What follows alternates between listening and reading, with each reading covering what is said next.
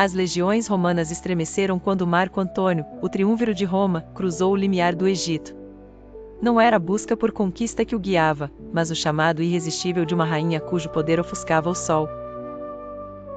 Cleópatra o aguardava em um palácio onde o luxo era a linguagem e a sedução, a moeda. O próprio ar parecia carregar o perfume de óleos exóticos e promessas sussurradas. O encontro deles não foi um tratado político, mas uma colisão de desejos.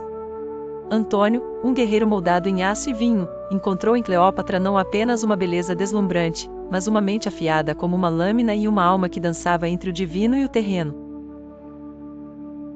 Ela o recebeu vestida como Ísis, a deusa do amor e da magia, e ele, como um Dionísio embriagado pela sua presença.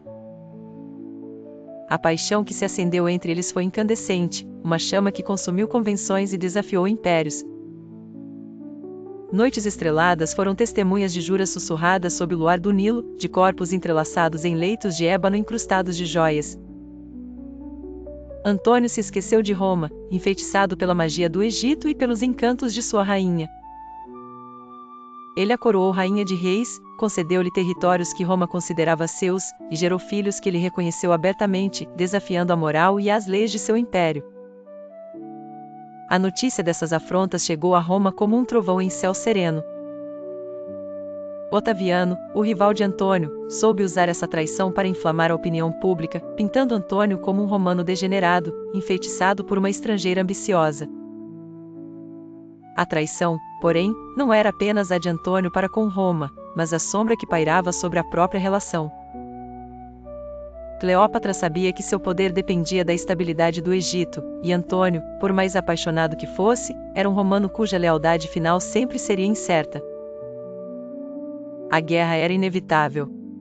As frotas de Otaviano e Antônio se encontraram em Actium, em uma batalha naval que decidiria o destino de um império e de um amor.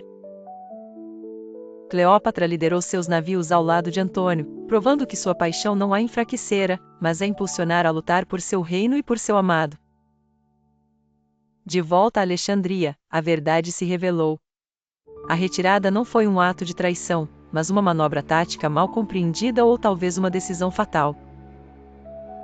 Quando Otaviano finalmente tomou Alexandria, Cleópatra sabia que seu tempo havia chegado. Ela podia ter implorado por misericórdia, mas a rainha do Nilo escolheu seu próprio fim.